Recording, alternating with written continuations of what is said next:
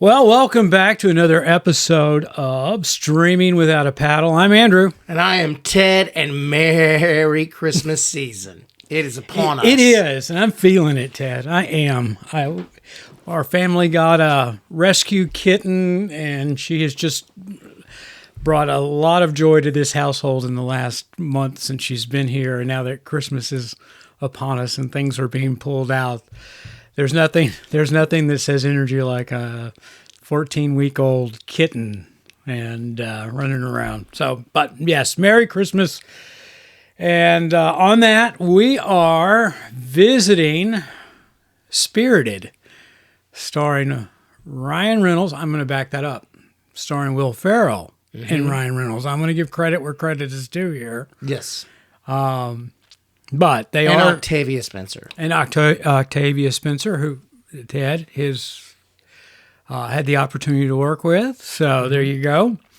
Which was a constant thought. Every time she popped up, I was like, oh, Ted knows her. Mm-hmm. Ted knows her. So anyway, it is on Apple TV. Get that out of the way. And it is a Christmas show. It's a musical. It is a huge. When we sat down and we watched this, my wife goes, "This is a musical?" And I go, "Yeah, but I don't think it's like Mamma Mia musical. It's more like Grease musical." And then we got about 20 minutes into it, and I go, "I don't know where I heard that from, but this is Mamma Mia musical." Yeah, it's a full-blown musical. It's a full-blown. So, but anyway, well, this is what I'll say about this Christmas show. It's a movie that just happens to take place or is based on the Christmas time. I mean, it's Charles Dickens and Scrooged. You know that we can give that. We don't. That's not a giveaway. Yeah, you should just tell them what it's about. Charles Dickens. You know, it's Christmas past, present, and future. And Charles Dickens is a character. And he is. So in this sort of Christmas world, all these dead people, ghosts, go work there, and once a year they have to find a soul that's an evil person like Scrooge, and they redeem them. And Will Ferrell, to. Yeah, they try to. There's no guarantee. Yeah, there's no guarantee, but they do a whole year of work getting prepped. And Will Ferrell has been doing this for a number of years. 200. Yeah, and he could retire. Yeah. That's how we start out in the first 15 minutes. But he doesn't really want to. Yeah, and he really, really wants Ryan Reynolds' character. Yes. I mean, that wasn't even the assignment to begin with. Right. And I'm going to stop there on the spoiler on that. But I don't look at this as a Christmas movie. I didn't look at Bill Murray and Scrooged as a Christmas movie. I mean, it just did not leave I can't wait for next Christmas to fire this back up. It's not Kurt Russell in Christmas Chronicles? Christmas Chronicles 1 and 2. We love those. Those were great. And they are now pretty much a staple at Christmas time. Both of them. So, Polar Express, that is one that you come back to year after year. I've never seen that. You haven't? I'm going to watch it this year. You should. You should. It's one of my favorites. And I hate the animation in it, but the story is just so wonderfully Christmas. That's why I didn't see it. The animation looks weird. And maybe that's what we should say, because this story has been hashed over so many times in so many different ways. It wasn't played as a Christmas thing per se. Mm-hmm. I don't think they intentionally set out to make this a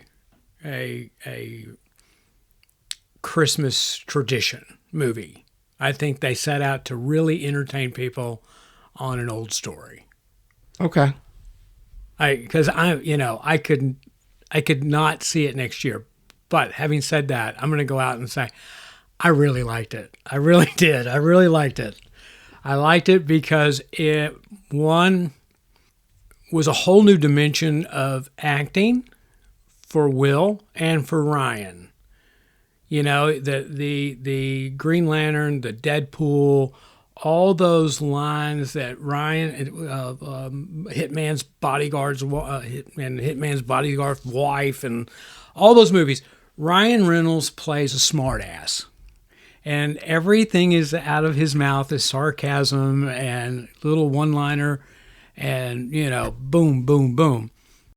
And he didn't, it was non-existent in this movie. And that was really refreshing to see Ryan Reynolds play a role where not every other sentence out of his mouth was a one-liner. And it was great. And Will Ferrell, for as long as I can remember, he plays a dramatic role in this. Now, I did not see him in the movie where he plays the psychiatrist. Stranger Than Fiction. Is that what it is? Yeah. Okay, I didn't see him in that, so because I'm not a big Will Ferrell fan. But how are you not a Will Ferrell fan? I liked him in the beginning. Because you don't like the Talladega Nights. It was great. Well, I loved Talladega Nights for what it did. Yeah. I have, with my background with NASCAR, so I thought that was well deserving. So, but, he plays a very good dramatic role in this movie. Not to say there are not funny moments. There are tons of funny moments, but he plays them in a non-Will Ferrell way, and it was great. It was refreshing. Ryan Reynolds and didn't have all the one-liners and the dancing and the singing, and it was just, it was great. It was entertaining. All right, I'm done. Ted's looking at me like, my turn. Just letting you go, man. Do your thing. I watched all of the first 3 or 4 musicals. First of all, I think musicals are a bastard of acting. They're awful. Like, I cannot stand a musical. The only one I like is Little Shop of Horrors. And I like Rocky Horror Picture Show once every 5 years. I can't do it every year. So this is not Grease. For me. Oh, come on. I mean, it's just summer love and having a black great. But I'm saying this is not for me. Right. And so after I heard the 3 first musical numbers, I'd let him sing like a paragraph or whatever, a verse. Right. And so I could comment on it on the show, and then I would just fast forward until they stopped singing. And then I'd watch. So if you took all the musical stuff out, I really enjoyed the movie. And you only had about 30 minutes of viewing, if that's what you did. I mean, I had about 45 minutes of a 2-hour and 20-minute movie. I personally think life should be a musical at times. I'd love to see us all out there. I'm not saying all those people that are doing the musical stuff are not way more talented performers than I, because they are. I can't do any of that, but I can lie straight to your face on camera and make you believe it. I mean, and obviously Ryan Reynolds and Will Ferrell and Octavia Spencer and all those people are extremely good. Yeah. They're all good in the movie. It was surprising that Will Ferrell could sing that well. But I hate the dancing. I hate it. I hate when people are like, we are so excited, we've got to dance. And it's just goofy. I can't suspend disbelief. I was just like, but I mean, the overall story, this was a different way to tell the Dickens classic, and I enjoyed it, and I liked how it set the whole world up, and I loved Tracy Morgan as Death, or as a Ghost of Christmas Present, or Future. He was great. Yeah. And I don't know her name, but the girl who played... He probably literally phoned it in. Yeah, literally. From his house, he's just in there. He was funny. Yeah. And then, I don't know the actress's name who played... Christmas Past, but she was great too. Oh, she was wonderful. Yeah. What was her name? I've seen her in a ton of stuff. I think she was on Glow. She was. I loved her. Again, I love this movie. So me too. The parts where they were acting. This is what I told my wife when we finished watching it. I said, my first comment after seeing, I said, I wish I could have been a PA on that movie. That had to be a lot of fun, putting that together. It just seems every one of those dance numbers, those huge numbers with hundreds of people, took a week and a half to shoot. Oh, sure. But it was a fun movie. I mean, you could just tell that the chemistry was between the two of them was unbelievable. And let's see here. I don't think they were running directly back to their trailers. I think they genuinely like each other. Oh, yeah. It came across that way. And that again, I'm not saying that this is going to be a family tradition. Watch this movie, but it was highly entertaining as far as I'm concerned. And I probably had a smile on my face the entire time while I watched it. And the musical numbers didn't bother me in the least because I was just really kind of blown away of how they executed it. Well, the first couple were good. And so I thought the story was, it was great. I liked it. I liked it. I wanted to work. I did. I finished the movie, and my first words to my wife after we watched it, I wish I was a PA. I mean, I didn't want to do props.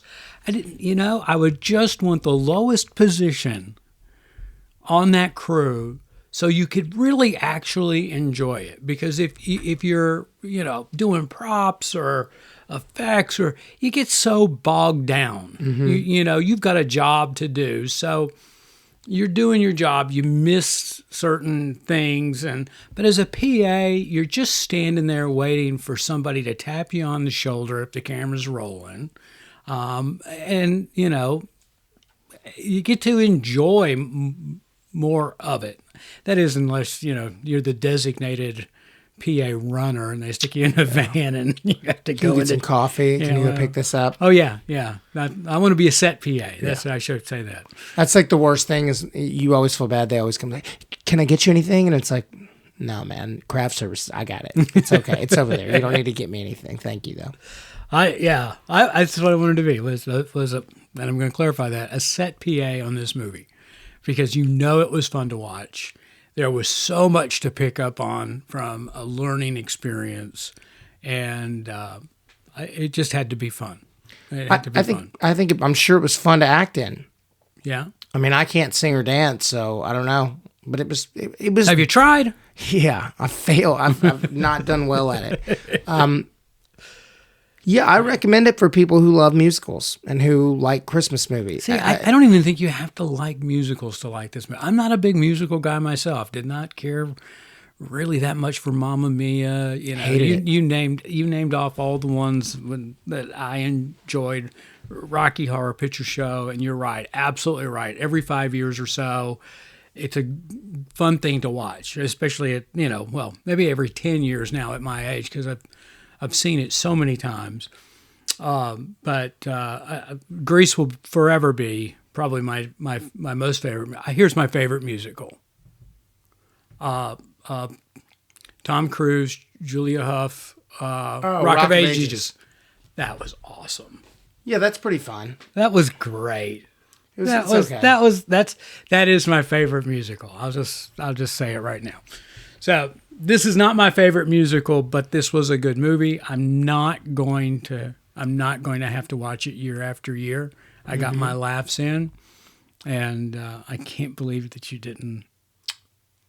I said I liked it. Really? The 45-minute version that I watched was great. It was really tugged on my heartstrings and all these little things. I was feeling it. There you go. Just fast forward through all those musical numbers. Not all hard of them. Work. Not all of them. You. If any of them were sitting here right now and they heard you say that you fast forward through all the musical parts of it, they go, you fast forward through all the hard parts of the movie. Oh, I get it. So I didn't fast forward through the first big number. Right. Right? And I didn't fast forward through Ryan Reynolds' first big number at the conference. All impressive. Now, and then when Octavia sang, I didn't fast forward through that. Okay. And then when they went... Well, that was personal. Yeah, kind of. Okay. Then when... It's like I don't ever change a channel if there was ever a Jim Varney, Ernest P. Worrell commercial on. Yeah. Hey, Vern. It was personal. Yeah. I've worked with him. I didn't fast forward through when they were in England in whenever 1700s or whatever. Right. That's not really ruining anything. No. I didn't fast forward through that. And I didn't fast forward for the final musical number. But any of the other ones... Well, that was and I'm not going to say what happens, but do not hang up on this movie until the end. Yeah. Until you start seeing credits roll, do not hang up. No, because it keeps going. You think it ends like twice. Yeah. No, that was... All right. Well, if you're in my camp, if you like listening to me and value my opinion of things, watch this movie. You'll enjoy it, and you don't need to fast forward through the musical numbers. They're not that long. I think you should still watch it. I am with you on that. I'm just saying that I was like, there is so much singing. There was a lot. There's a lot. It's an aggressive amount of singing. It is. So I just had to fast forward through a good 45 minutes of it.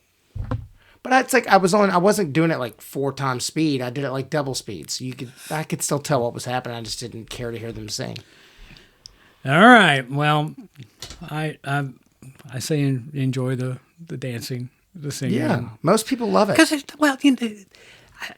every time it started, I was just, I think, amazed. Now, Will Ferrell, you've seen glimpses of him and his talent and him being able to do that, but this was kind of a different role for Ryan Reynolds, and it was just kind of mesmerizing to see him.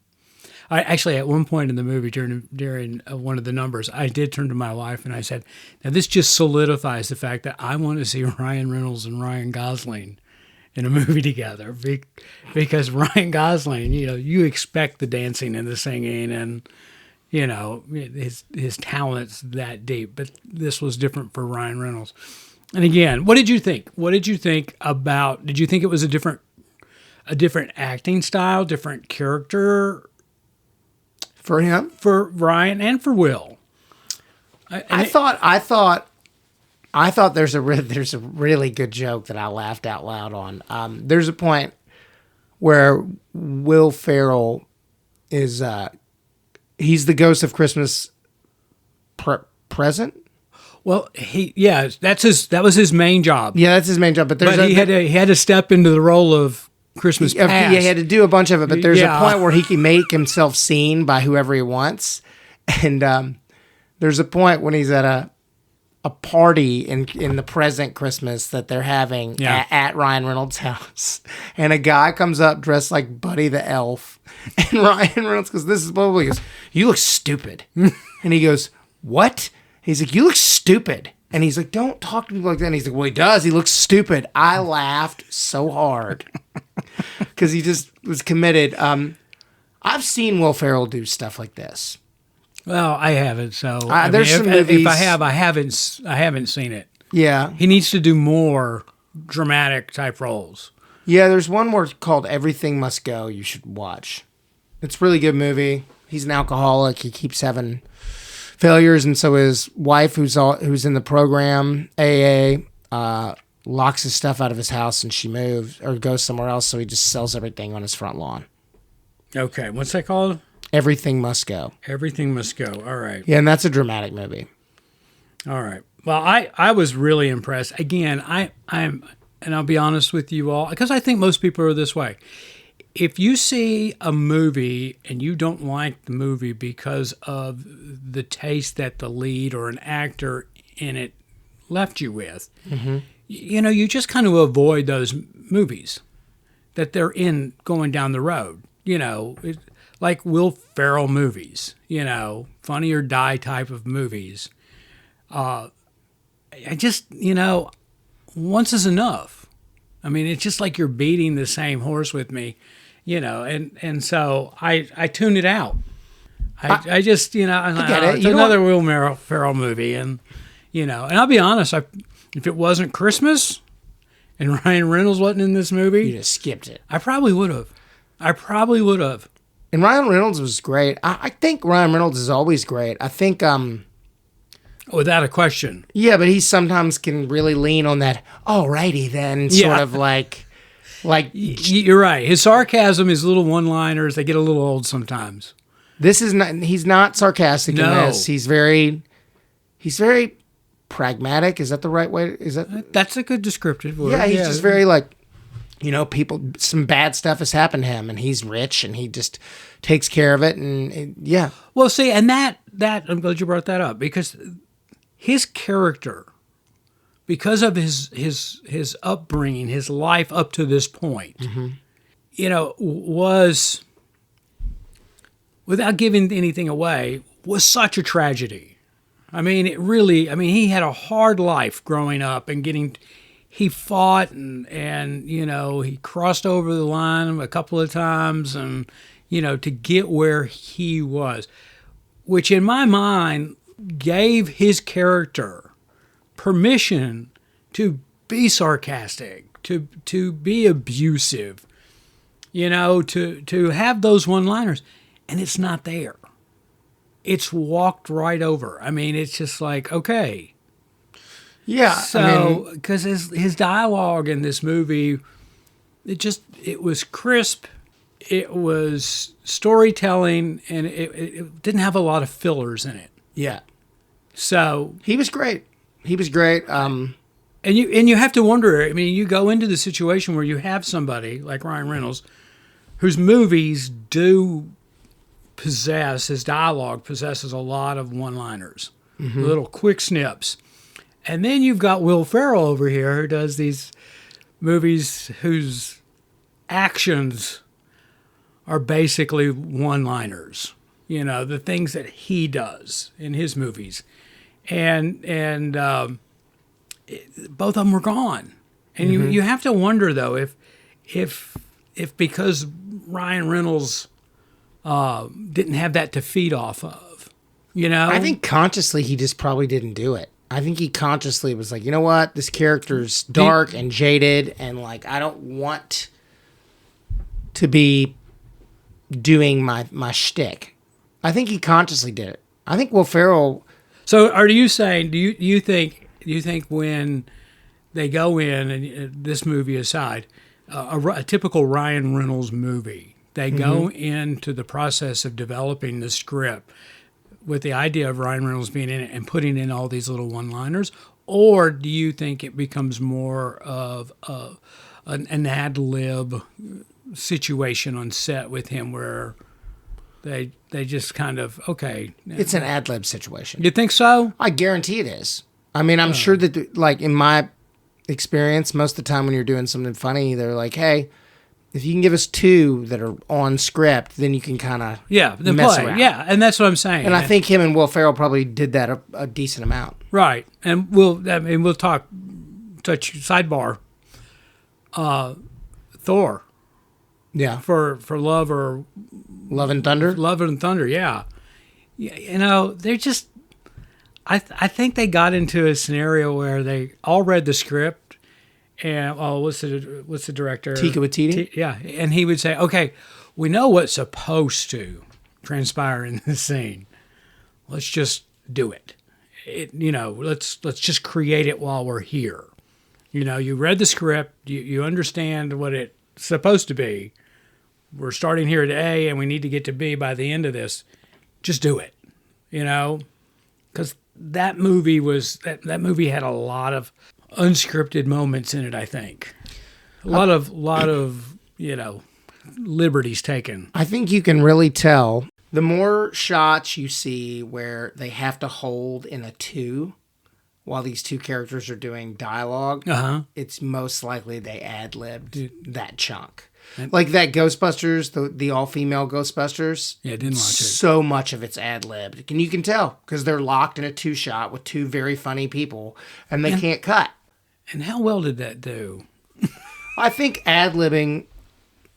Okay, so... And like Love and Thunder. Love and Thunder is just not a good movie. It was not. And we've talked about it. It's a complete waste of Christian Bale. It was, yes. He was great in it, but it was like he was in it for 7.5 minutes.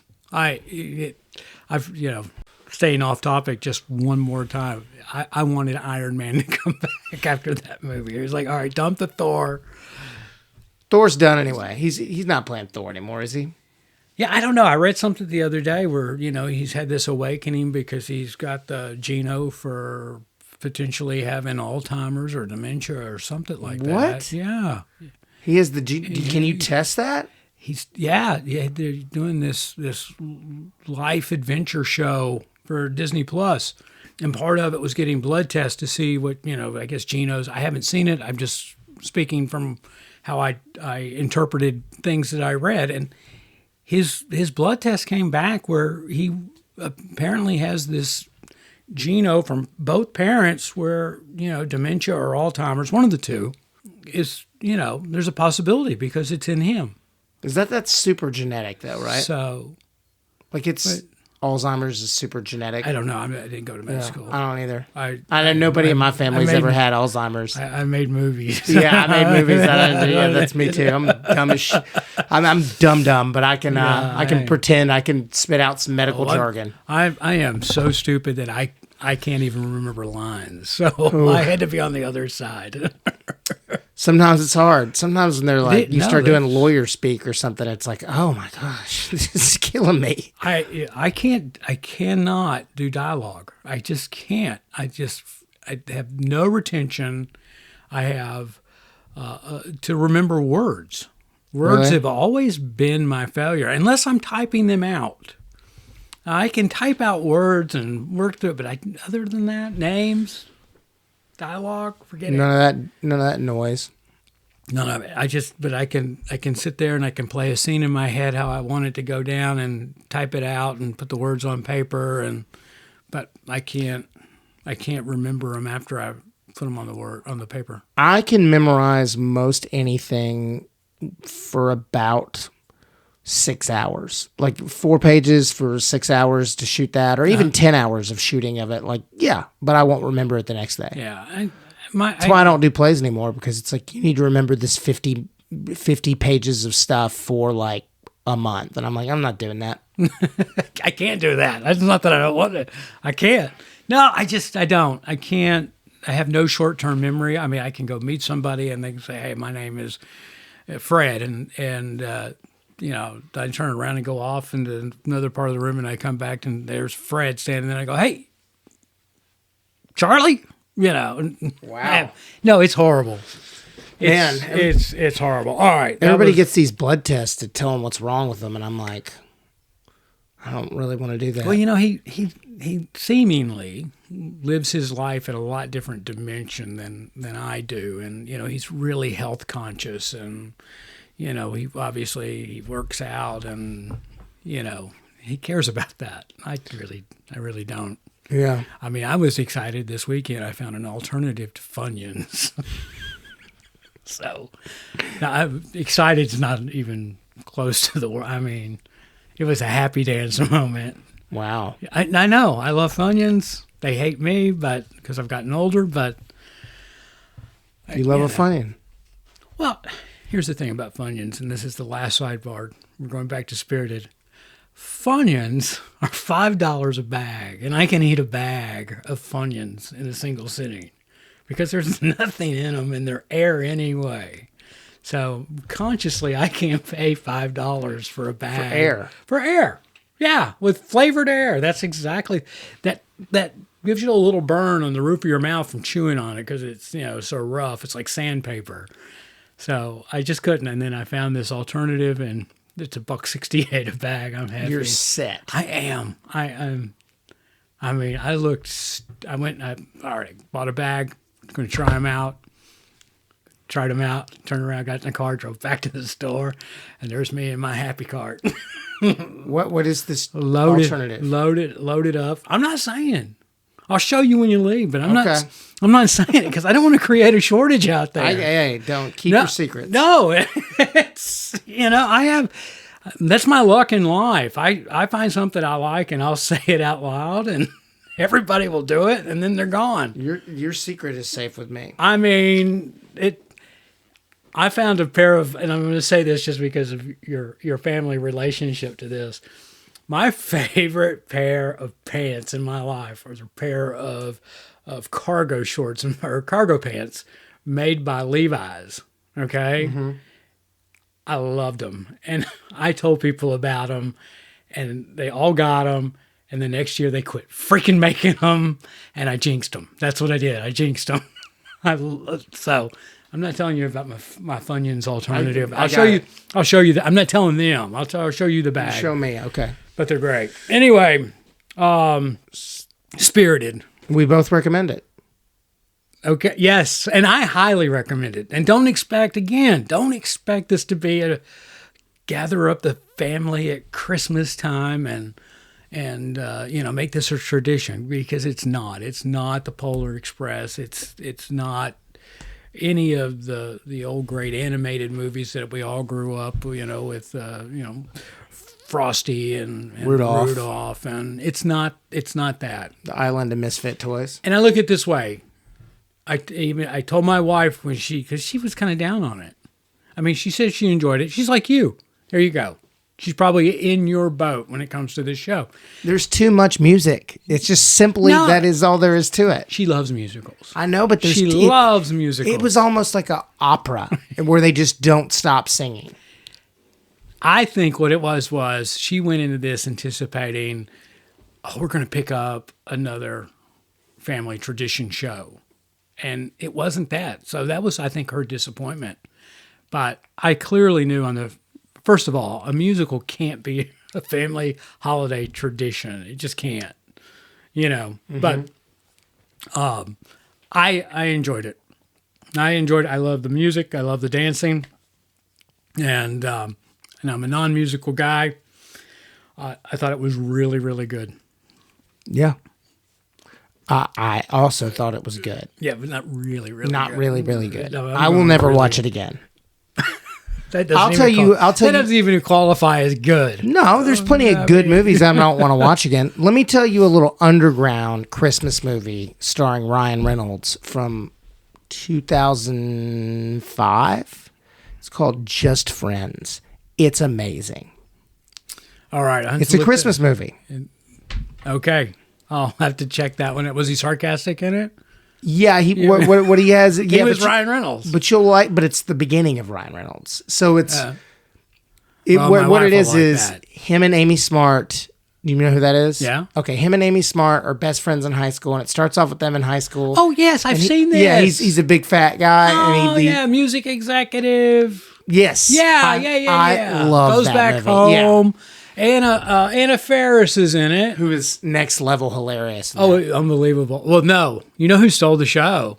Was the guy who played his little brother. His little brother. Oh my God, that guy's great. Christopher Marquette's that guy's name. Is that what it is? Oh. Yeah, he was on Barry for a season. Oh, my. Yes. I love Barry. Barry's great. Barry's great.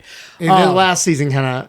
I haven't watched last season yet. It kind of is weird. Yeah, no, there was such a delay in it, I also did Williamstown with NoHo Hank. He's a buddy of mine, yeah. Oh. He's great. Anthony's a killer actor. I mean, obviously, he's been nominated for Golden Globes, but I mean, just besides that show, he's an amazing actor. Okay, yeah, no, that was... But, yeah, I didn't remember the title, but yes, I did see that. That was funny, and that's the category this movie's in. It's a Christmas movie that's not a Christmas movie. Yeah. It's just a movie that happens to take place at Christmas. Yeah. You look back at Scrooge with Bill Murray. It was a movie about Christmas, but it's not a Christmas movie. Agreed. So, but anyway, wow, that wore me out. It was a lot. That was a lot of unpacking there. Yep. Because I came into this kind of, with your expression that you were going to tear into this one. No. That you were going to be, I'd rather watch Moonsters than No. Christmas movies are like pizza. Even when it's not that good, it's still pretty good. It's still pizza. Yeah. Like 8-Bit Christmas last year to me was exceptional. Because might not be to you, but because of the nostalgia of me coming up and growing up at the time when a Nintendo was the greatest thing any 10-year-old could get. Yeah. So it's like I watched stuff like that and I was like, yeah, maybe this is just okay to other people, but to me, this is really, really good. So I recognize that this movie's done well and it might be great to you, but to me, it's just okay, but it's still good. Yeah, I thought it was good. I mean, really good. Really good. Did I say great? You said great. Did I? Mm-hmm. Not really good? You said great. I think this movie's great. All right. It's on the low end of great. It's really good. Yeah. Fine. But anyway, all right. What are we doing next week? What are we watching this week for next week's show? We're going to do the Christmas Story, the new one. The Christmas Story Christmas. A Christmas Story Christmas with Peter Billingsley. Yes. I watched the trailer. And it's the sequel. Now, it's not a remake. It's a sequel. It's a sequel to the 1982. And it's set in the 70s. The Christmas Story. The other one was set in the 50s. Right. So this is in the 70s. Great. Love period pieces. Love and them. that's sad to say that the 1970s is a period piece now. I had somebody check my ID at the grocery store yesterday. Because I was buying my fiance some White Claws because she had a long day at work. He goes, 79 would have pegged you for 89, bud. Good work. And I was like, oh, thanks, man. And then I felt seen. 79 when you said it out loud. I was like, oh. Why did you even card me if 89 was the magic number? Yeah. Oh, all right. Well, this has been a fun episode. And again, Ted's acting over here coming into this show. We do our best not to discuss anything. We come in cold on the personal side of things. We might get little hints here and there from each other as we stare at each other as things are getting set up. But we don't discuss these movies or series, whatever they may be, before we sit down and we share them with you. It's unvarnished feedback right from the get-go. Yes, that's true. So, but Ted had me looped today because when we sat down, okay, we're doing Spirited, and that look came on his face. I was like, this is... You thought it was bad, but you were wrong. And yeah, I was. I got defensive on Spirit, in my opinion. That's not Spirit, my opinion. Anyway, guys, we're glad you were with us. Tell your friends about the show. We have fun doing this. Yeah. It's better than going into retirement as a greeter at Walmart. That's true. I hope this works out. Yeah. Something that I hope everybody listens. Yeah. So tell your friends to tune in every week, every Thursday. New episodes drop. So thank you for listening to Streaming Without a Paddle. I'm Andrew. And I'm Ted. Till next week.